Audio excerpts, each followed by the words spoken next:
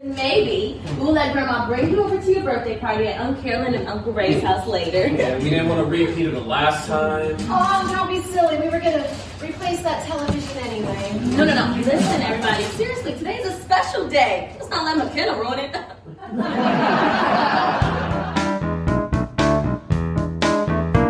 Hi, I'm Saratoga Ballantine. Hi, I'm Karl T. Wright. Hey, I'm Heather Tyler. Hi, I'm Colbert Albert, and you're entering A World Gone Good. A World Gone Good. A World Gone Good. A World Gone Good.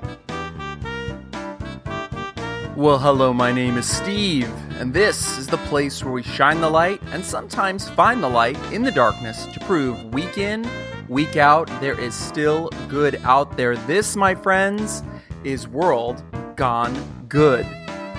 And this is part 2 of a 2-part extended episode. I had way too much good stuff to cram into one, so I made it into 2. If you haven't listened yet to the first part, we highly recommend you hit the pause button here and go back 1 episode to last week and get caught up to speed. We spent some wonderfully good time with my friends Heather L. Tyler and Dylan Whitruck. You don't want to miss it, so go listen to part 1. Then you'll be ready for part 2, and it's going to be right here waiting for you. Ready. Okay, so today we are continuing our journey into the good of plays. Isn't it great that it's called a play? You get to play when you're in a play. I had to remind the cast and myself a few times during rehearsals and the run itself to play. At the top of the show, you heard a little snippet of playing in action from our closing night of Happy Birthday McKenna. This was my first new production in 19 years. I'm not going to lie. It was an awesome way to start the year, my year. Speaking for me here, I got to do what I love and work with people that I have come to love equally. Some of those people I already knew, and others were introduced to me as part of the process. Karl T. Wright falls under the umbrella of one of the ones I already knew. He's not just a gifted actor, he's also my good friend Wendy Miller's husband. Remember Wendy Miller from Sex Ed the Musical and more recently Ask Your Gay BFF? And get this, he and she were also my former landlords. Here's Karl's good.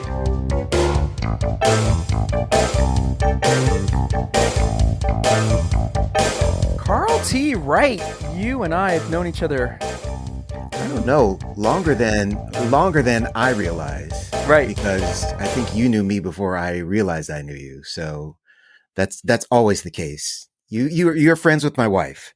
And yes. My wife knows so many people yes. that I can never keep track of who I know. And she said, well, you know him. And I go, I do? Yes. Okay. Yes, I know him. Yes, of course I know him. Yes. Oh my God, your wife, she stalked me for the longest time. Like, want to move into my place? Want to move in my place? I got a place. You should move over to my place. I was living over at my friend Dudley's and I kept turning her down because where I was working, Dudley was like, I could look out the window and literally I could walk to work if I wanted to. And I was like, thank you for the offer, Wendy, but this is 5 feet away. Yeah. But then later I wound up moving in. Yep. And so you were our tenant for a while. Yeah. That was a crazy kind of Kramer Schneider life. Yeah. we were on the other side of the bookcase from each other. Oh, I love that book, the magic bookcase. Yeah.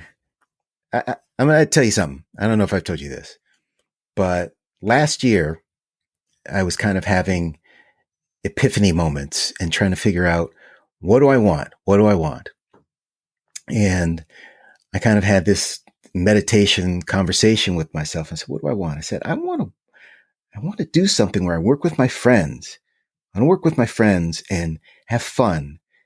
And I want to be in something where they write something for me. I mean, I think I've been working long enough. There's a Karl T. Wright vibe. I want that.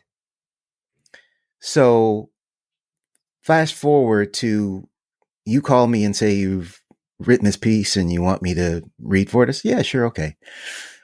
And then I didn't think about it again. And then when you reached out again towards the end of the year, said, we're really doing this. Can you take a look at this? I said, yeah, I'll take a look at it. And then you said, I wrote this with you in mind. And I went, what? Oh, that was it. I just had to keep building it up. Well, no. Even then I was just like, okay, yeah, I'll do. I mean, I wanted to do it, but I wasn't really thinking about it in terms of like, wow, this is something I really asked for, until you then said, and Michael Dempsey's going to be in it. And, you know, Mary Weiss is going to be in it. All these people, all my friends. And I said, wait a minute. These are my friends. Wait a minute. I asked for this. Wow. So this show has been such a gift to me. Wow. It is exactly what I wanted. And I thank you for including me in this very personal story for you, and seeing me in a part that wasn't necessarily written. I mean, the character's not a black man in real life, right? No. Who it's based on. Loosely based on. Loosely based on, yeah. So, I mean, to have seen me for this is just a gift. And so I thank you for that. Oh, you are welcome. And you know from working with me that I get emotional when I talk about certain things. I lose my voice. I'm an emotional guy. So like I'll be telling a piece of information, you know, about this show specifically, and I get emotional because it affected me, and it went into the process of writing this, right?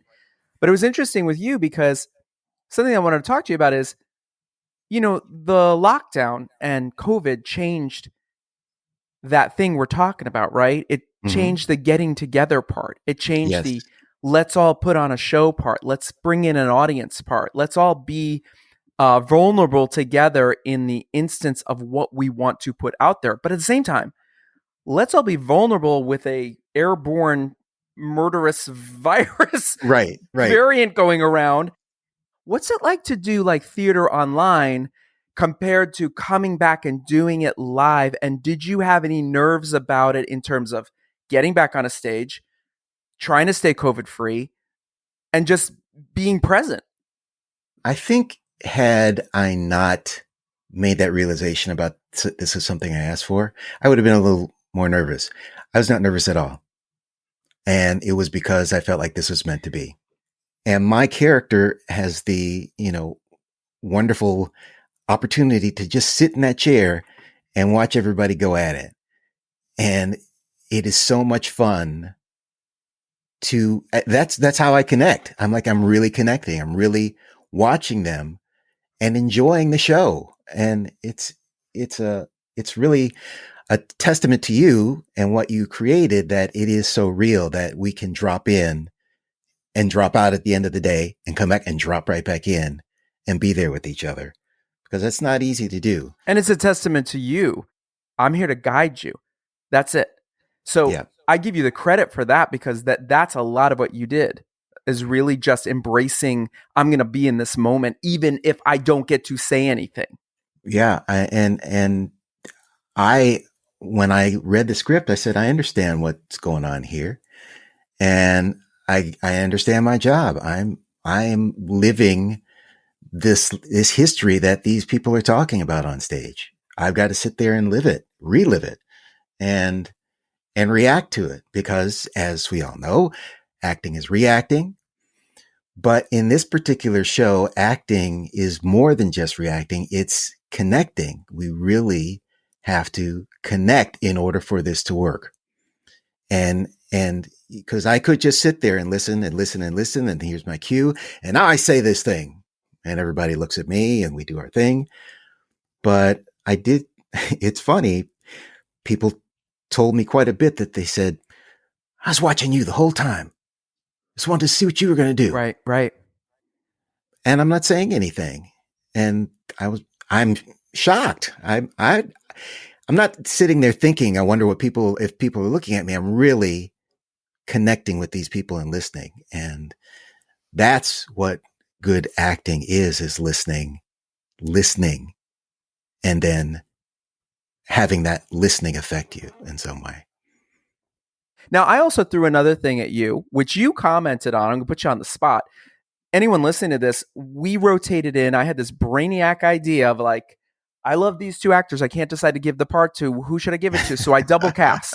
Right. I quadruple cast one part, which is kind of like a guest star part. Yeah. But you made a comment in rehearsal at one point where you said, either privately to me or you might have done it in front of everybody, you said you had concern, like, we need to focus on just one cast. Like, I need to know how to play off of, you know what I mean, of what's the energy of just this cast. If we keep changing in and out the actors, it's it's getting confusing. Yeah. And Yeah. but my response to that was what you just said. All you have to do is listen and respond. Yeah. I think I do remember that. And when you said that, I said, okay, you know what? Right. I don't have to plan it. And that's what I liked about how you directed. And I've said this to other people afterwards. That I love the fact that in this show, unlike many other theater productions, those of you who aren't actors, you may not know, but when you do a play, you kind of get it to the point where you want it to be, and then you set it. Like, this is how we're going to do it. And everybody says their lines. You wait for your cue. If the cue is wrong, you're thrown off. Wait, what was that? Something's not right. You wanted us to do things that were different. You wanted us to stay on our toes. Yeah. And that is a gift that sometimes the directors will say, well, you didn't say it the same way. I want you to say it this way. And I met James Earl Jones many years ago, and he said, my facility for acting is not so I'm not that much of an expert that I can do it the exact same way every time. Right. So he's always different. And when he said that, I said, okay, well, if James Earl Jones can do it differently, I'm going to do it differently. If Simba's dad could do it, if Darth Vader, it's funny though, because I have to tell you, like, a few of your fellow actors, and you know which ones who they are. I'm not going to shock you. We don't have to name them. They are very lock and block. They do it the same. Yeah. They know it. They hit it. It's the same place, the same mark. And there was one night, I think it was on Saturday night. We had done the preview and the opening on Saturday night. I told everyone in the circle of actors before we started, tonight, everybody has to do a minimum one new thing. Mm-hmm. Maximum 3, and I'll tell you if I notice, but don't get set in it. You got to change it up. And it was funny because one actor got like really frustrated. His face went bright red, and he turned away from all of you for a second. And he walked away and came back, and I was like, "Oh, is it too hard? Is it too hard to think of something new?" And then we all started laughing, and he started laughing. And I even said, "Listen, if you're scared right now because we're going up in 30 minutes, and I'm asking you to change it up, ask me right now. I'll give you an idea." But that's the thing, is what you just said. It's got to stay fresh. And even if it's just taking a different, like, you can't do it because of where you have to be on the stage. But if you take a different seat, if you walk at a different time, if you just change an inflection, that forces the other person in the next line. Oh, fuck. He said it differently than he normally says it. Now I have to respond. I can't just go back in the way I went in. Keeps it alive. Yes. The last time we did the show, I heard it differently at the end. I said, wait a minute. There's a completely different way to come at this. Yes. And I'm like, wow, maybe I'll try it this week. Who knows? I mean, it was less, it was less of a fight and more of a, this is my story, and I'm going to tell you my story. Let me ask you this. Is there a moment when you're in the rehearsal process where you're like, okay, we're ready now. I feel like I'm ready to put it up. Or were you like, oh shit, I don't think we're ready to put this up in front of an audience, this particular show? I think the moment was after we put the book down, and we didn't have that as a crutch. And so we could keep going forward, even if we didn't know the line. If we knew that we could trust each other to have each other's back to keep going forward, that's the moment that I knew that we could do this. There was a moment where somebody forgot something, and I think it was Carolyn. There was quite a few moments where somebody forgot something. You're being very kind. Yeah, well, but I'm thinking specifically. Right. It was like there was a big moment, and Heather Tyler, I love her, love her, just kind of stepped in and said something. And it was enough to get the person back into where they needed to go. And we just kept going forward. I'm like, the machine is working now. Yeah. The machine knows how to do what it needs to do. So, and yeah, there have been times I forgot something, on Sunday. Yep. I didn't even realize I'd forgotten it until somebody said something else. I said, oh, wait. Yeah. I was supposed to say something there. You were supposed to say something about a Tesla. There was something about a Tesla. I know which part. But I'm having so much fun watching. Right. And that's the cool thing, because I was really in the moment, like, oh, this is a little bit different. Now I'm watching what's going on here. And then I just forgot to throw in my thing. But I got to say, you didn't miss it. No, you missed it. Oh, when I made a note, don't you worry. It's coming out of your pay. I got to tell you though, Stephanie and Kathleen on preview night and opening night, they both said to me, "You're not even," and I said, I'm oddly calm. And for the first time ever, and I've done so many shows over the years. This is the first one I put up in 19 years, but I've been so many comedy shows, slideshow, and 15 Minutes of Femme, and all the things I've done in the past where I literally would be drenched in sweat under like the nicest shirt, guys. I'd have a really nice shirt on. I'd look like shit because I'd be sweating. I was just like, oh, here we go. Okay. And I would waltz backstage like, okay, 5 minutes, everybody. Okay, places. Oh, we're doing a little show. And I went because I really trusted all of you. You brought this up earlier about the pandemic and not being able to connect and hug people. I mean, I've developed this real passion and ability to connect with people and hug people really well. And not to be able to do that for 2 years was really difficult. And now I got all these people that I get to hug and connect with, and not just like physically, but their energy I get to connect with. And that is just such a charge. I can't explain it to you. Like when you're at a party and everybody's laughing and you're all just getting the joke, and the next person is adding on to your joke, and the next person is adding on to your joke, and you're all just like laughing hilariously. That's what it feels like when a play is running on full tilt. Like everybody is there together. We've got the same rhythm. We're all feeling it. And that's what we get with this show. It really is impressive. I have not seen anything on stage like that. I mean, it's kind of like Hamilton without music. Wow, Jesus Christ! Oh my God, you just want to go to you're in for the off-Broadway show. You don't have to sell me this much. We're going. We're taking you with us.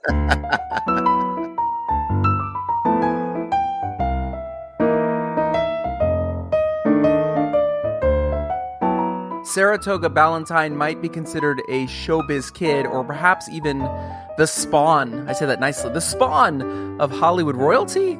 I say that in the best way possible. She came in to audition for the show and quickly became one of my favorite people ever. This is Sarah's good story. Miss Sarah, aka Saratoga, how did we meet? We met actually through an audition for your wonderful play, Happy Birthday McKenna. I came in right from just having completed the role of the iconic role of the mother of Little Red Riding Hood in Little Red Riding Hood. And I ran to the Hudson Theater to be able to audition for you. It was a callback, actually. And that's where we met. Although I did feel like I knew you because there was something very familial about you. Maybe I was that guy outside your window at night. Hello? Possibly, but no, you were very Hamisha, you just seemed like someone either I should know or have known. It was just very comfortable. It was very comfortable, that audition. And there were no nerves. There was no weirdness. Also because of the running and the racing, there was no time, Yeah. So yeah. It was good. It was very mellow and lovely. It was very interesting too, because we got your tape and we loved your tape, but then we didn't know if we were going to get to see you or not. And I'm not going to lie to you, there was another actress who was in the running for this part who was like neck and neck, and she came in and she came to the callback and she was equally fabulous, right? And then we didn't know if you were coming or not. I didn't think you were coming. And then Victoria's like, Sarah's here. And I'm like, oh, she made it. Oh, good. And then you like came rushing in, like out of breath, like, I made it across town. And I was so glad you did, because not like there's a bias, but that like the in-person thing really helps as compared to the tape thing. So I wanted to ask you about that. Like, what's that experience like? Because I'm sure you did many years of in person, and then it shifted to these, put yourself on tape. Oh, none of us actors. The only good thing about it, I mean, let me finish that sentence. None of the actors that I know were happy about this not going in person. However, what what it did afford one was the opportunity to do as many takes as you want to in your house until you're really satisfied. Now, I'm the type that's never satisfied, so that's tough. But rather than having one chance, you run across town and you have your one chance to be on tape for the director or what have you. This gave you the opportunity to be in your house and take as much time as you want to really get your performance to the level. Now, you had to have all this technical baloney skill that you had to have, but the good side, the upside, was that you got many opportunities to do it better. Now, you have a very interesting background because your dad would you call your dad a personality? Would your dad be an entertainer? Was your dad a comedian, a magician, all of the above? What do you see him as? He became an actor from being a magician. His magic act, which was a very funny comedy act, was called The Amazing Ballantine. And he developed this act really out of having to support his family. He wanted to be a straight magician and do real magic, but something screwed up. The lore is something messed up one night, and the club owner said, "Hey, you were pretty funny with that ad lib," and something hadn't worked. And so he started developing more comedy.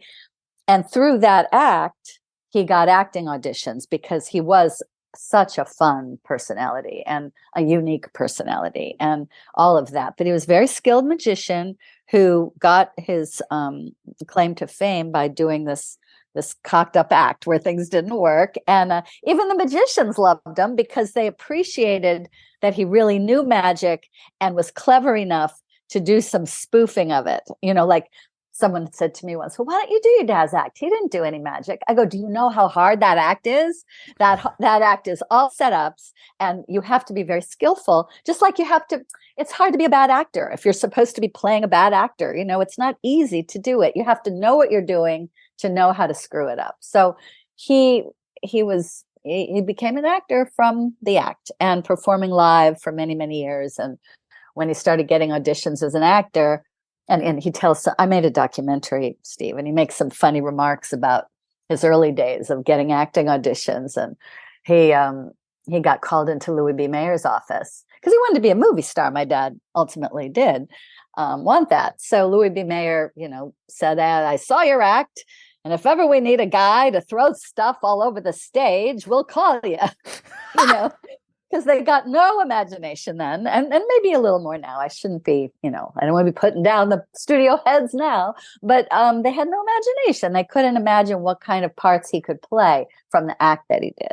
But, he was I love my dad to pieces. I was a real daddy's girl. And I loved his take on it all, his point of view on it all. And I did inherit a lot of his wisdom and a lot of his sarcasm and a lot of his humor and many, many other things. But I would say all the things you mentioned are all the things he was. And then getting McHale's Navy, the series, is what brought us to California, or I would have been in New York and hopefully, gotten a Broadway show and had a very different life, but that's okay. It's all good.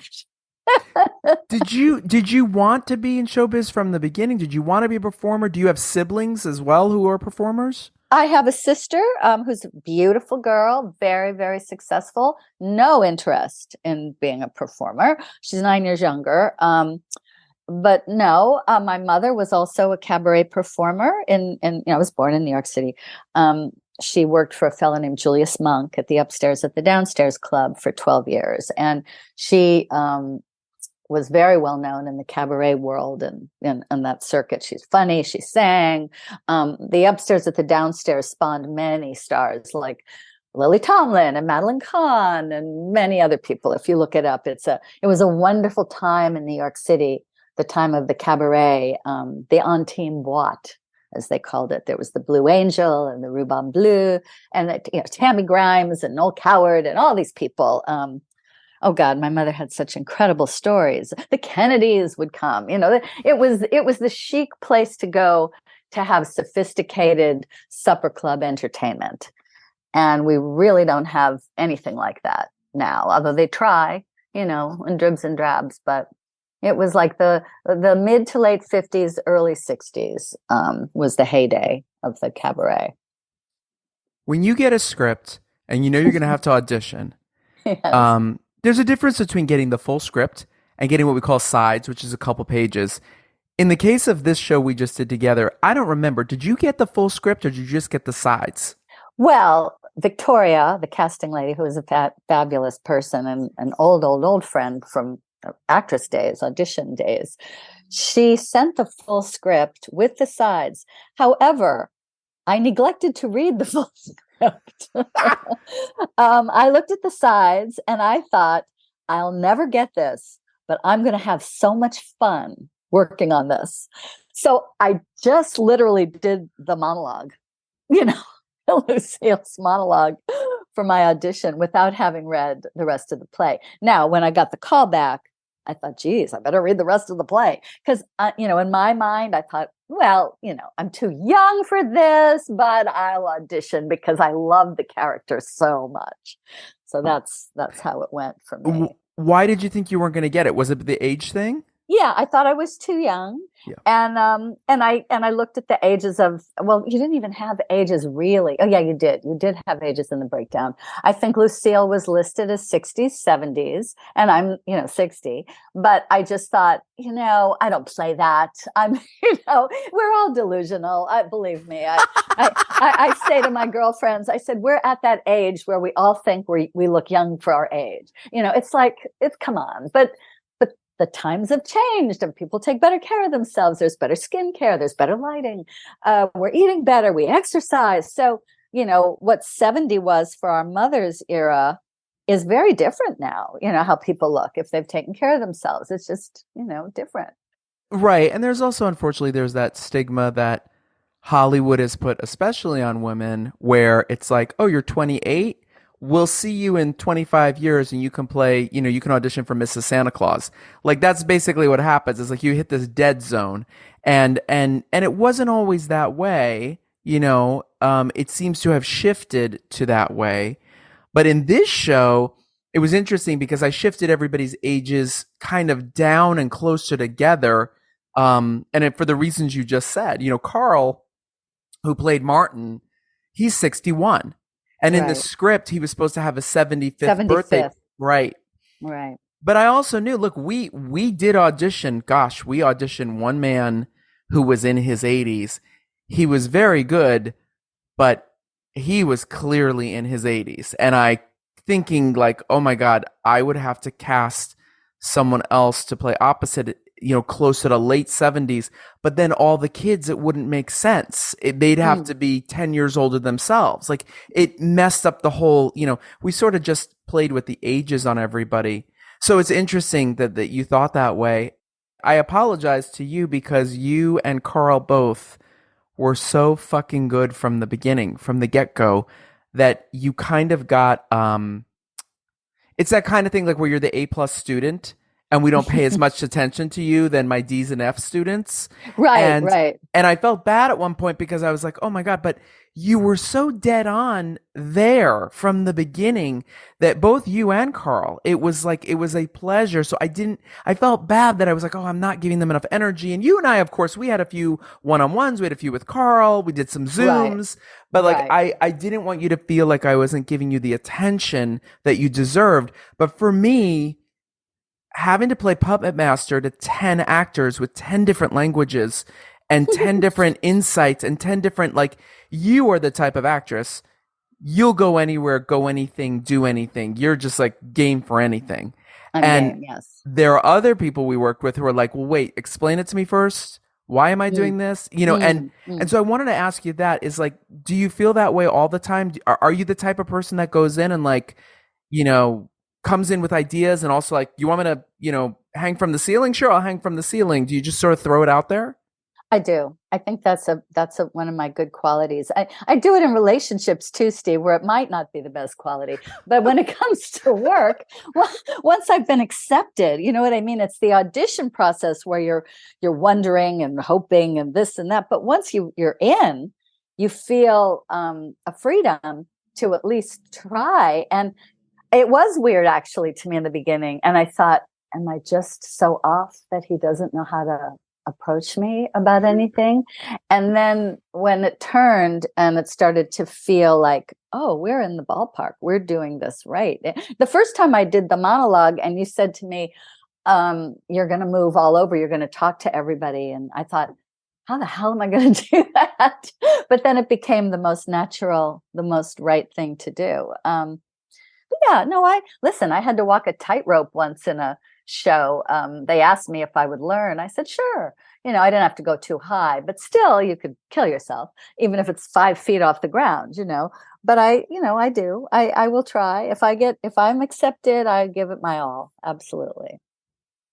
I've always been an in the moment kind of person. What I appreciate about you, what I appreciate about the entire team, but especially about you too, is like how in the moment you stayed at all times.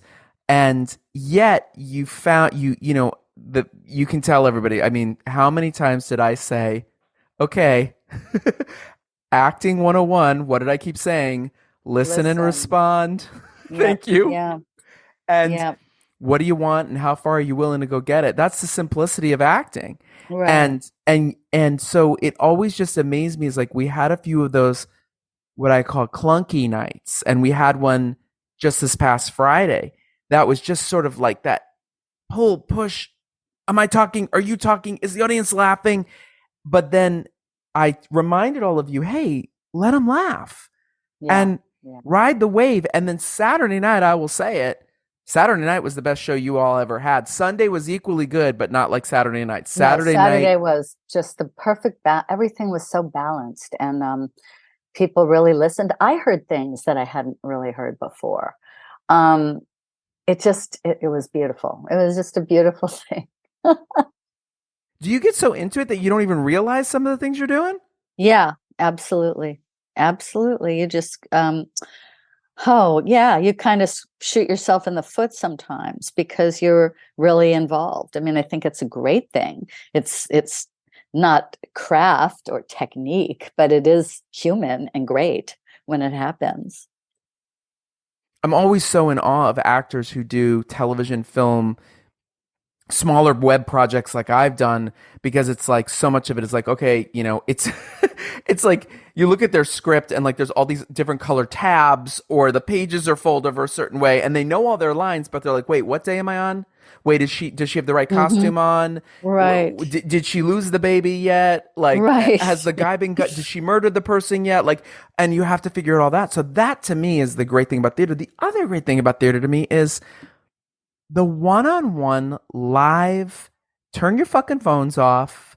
Yeah. Yeah. Just live in the moment and go on the ride with us. Yes. For an hour 20. Mm-hmm. Be in this time with us right now. It's so, and to hear laughs, like we got the kind of laughs we got, the rolling laughs, the stop the show laughs, the applause. I mean, it's very satisfying. It is. And you don't get that so much from film unless you're, in the theater having it all been done and you get to hear that. But, when you're doing it, it's, I agree. There's just nothing like it.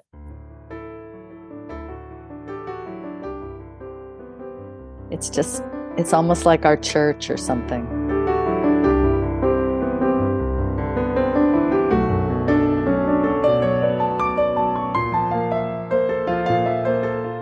I saw Colbert Albert's 8x10 submission and I said, that's Parker right there.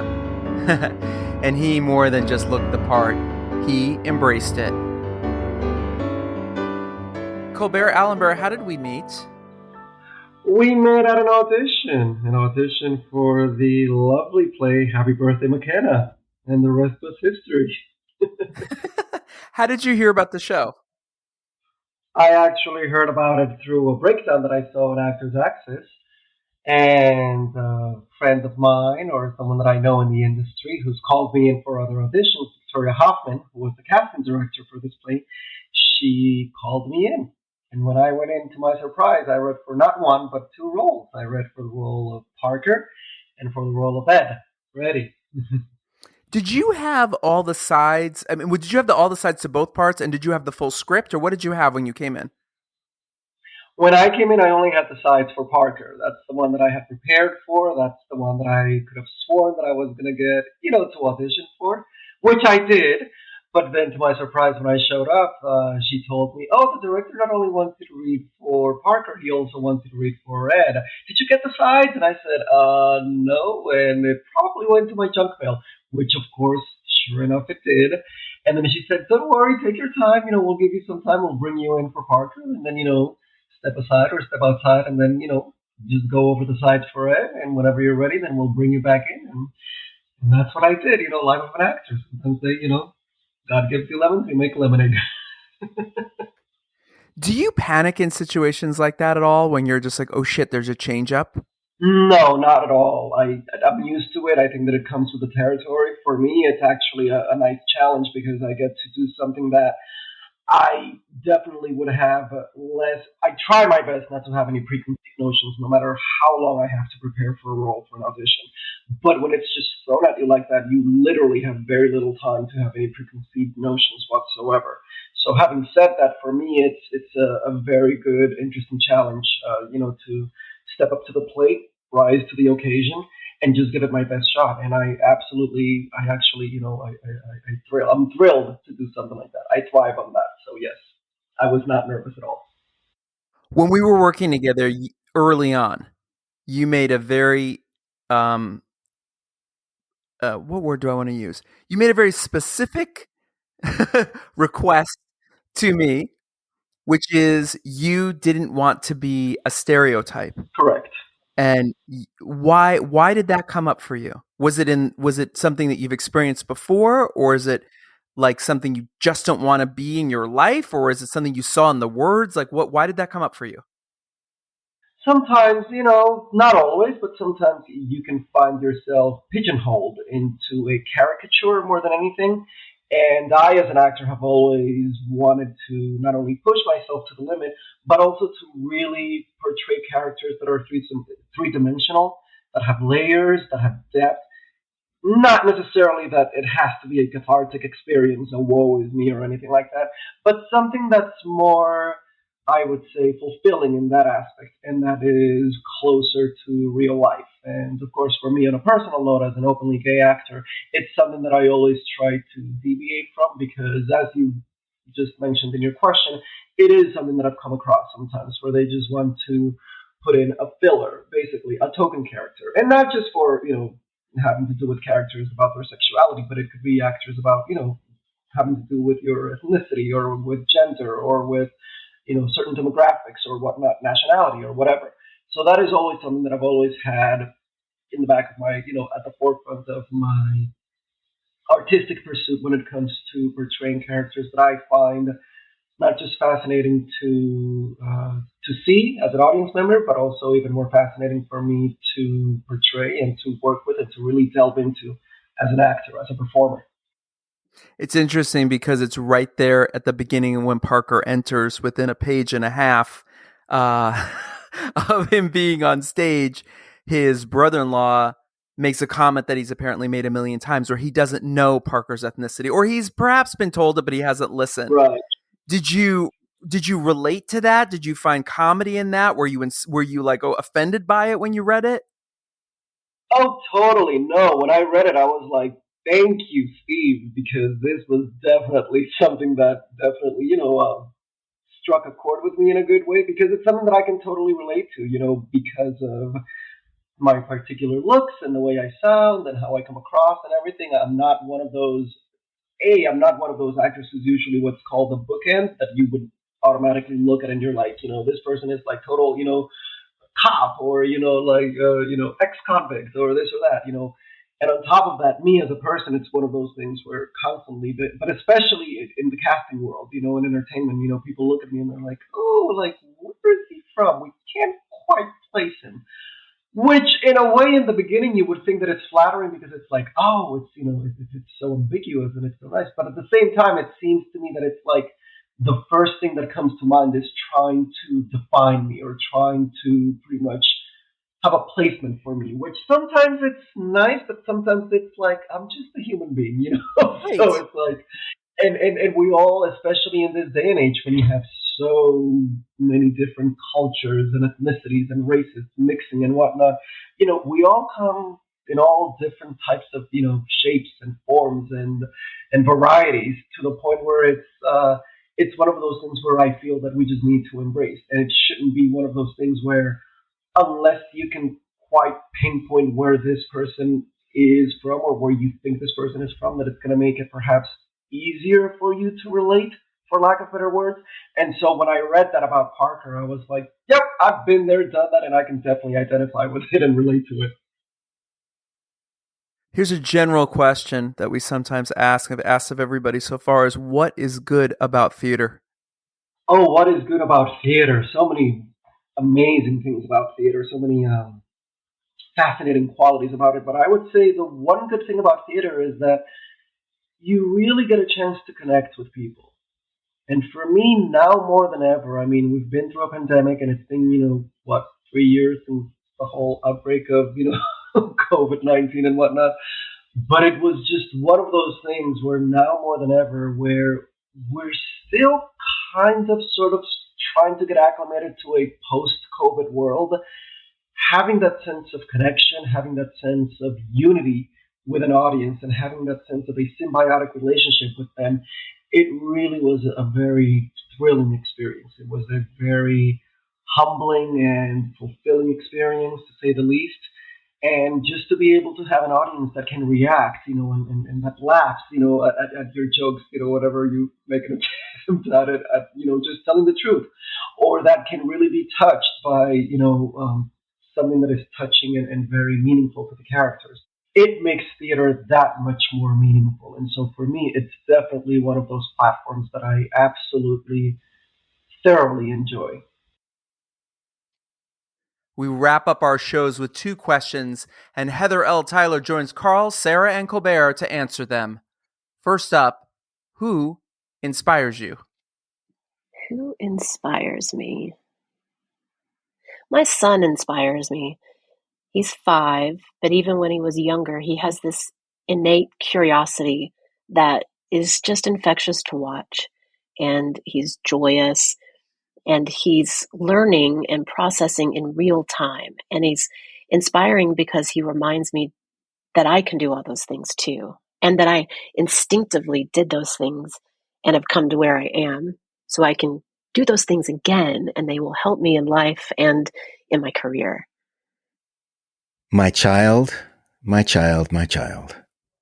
My child, Addie, is an amazing, smart, funny, compassionate, and genuine person who teaches me back the things that I taught her. And that's when I know I think I did okay, because she says things to me, and then I know she got that from me because I told her that that's how we should treat people. And everyone has a place in her world. And I love that. Well,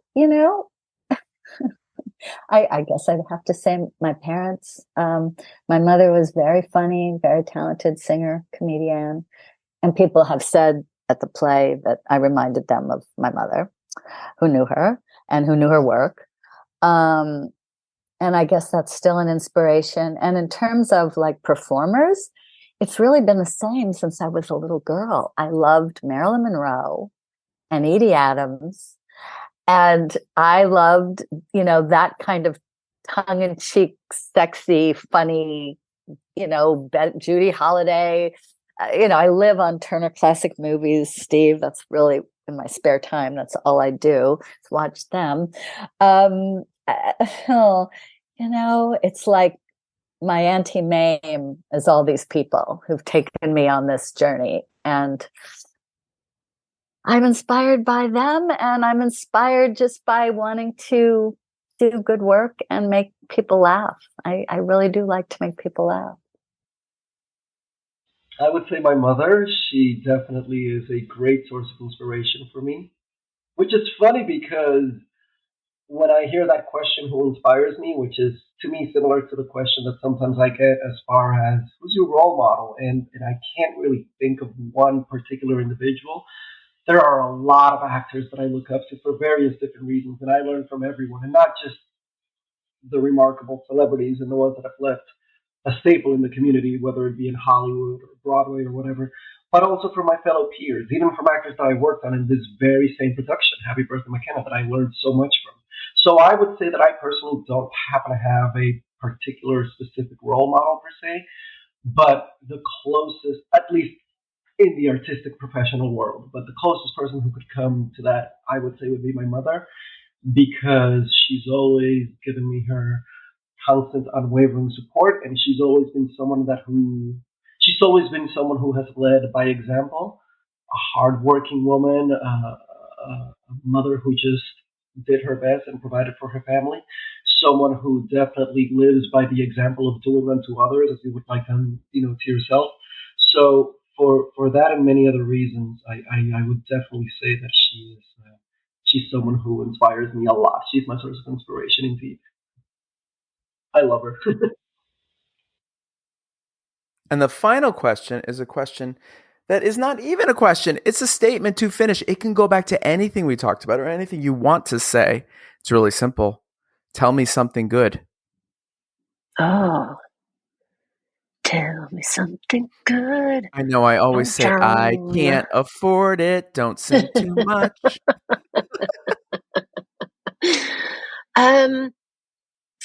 Tell you something good. I'm going to filter out my propensity of negative thoughts first and get rid of those. Let those go. Tell you something good. Look, it's raining, and I love rain. We have needed water for so long. And look, we have water. And I'm going to think about the good things that this water is bringing. So I am happy that it has been raining, that it's raining today, and that tomorrow the sun is coming out again. I'll tell you something good. This is going to be a good year. And it started with this show. And I am eternally grateful to you for sharing your story and including me in your story. So I've made a new friend, and we're better friends now because of this show. So thank you. That's something good. I know. I feel like we're better friends than me and your wife. And I think I'm better friends with you than you are with your own wife. I feel like we're closer now. Well, she even said that. Well, Steve's your friend. I said, well, no, he knows you first. Oh, really? I'm like, what are you talking about? Of course he does. So, yeah, that's what theater does. Yeah. You spend all this time making connections with people, and it's pretty great. So, thank you. Thank you. Tell you something good. Well, since we're talking about something that's related to the arts, I am about to head over to Atlanta, probably on Monday, for a shoot that I am doing at Tyler Perry Studios for the show Young Dylan, where I will be playing a guest star role on Wednesday and Thursday. And I am definitely looking forward to that because it's my first guest star role ever, so I'm very excited about that. Oh, congratulations. That's awesome. Thank you. Thank you so much, Steve. Looking forward to it. Something good is that every day we get to wake up alive and put our very best selves forward to do whatever good there is in this world, to make someone's life a little easier, to make someone feel a little better, to help lift somebody else up. Every day we have that chance as long as we're alive, and we need to do it. We need to remember that.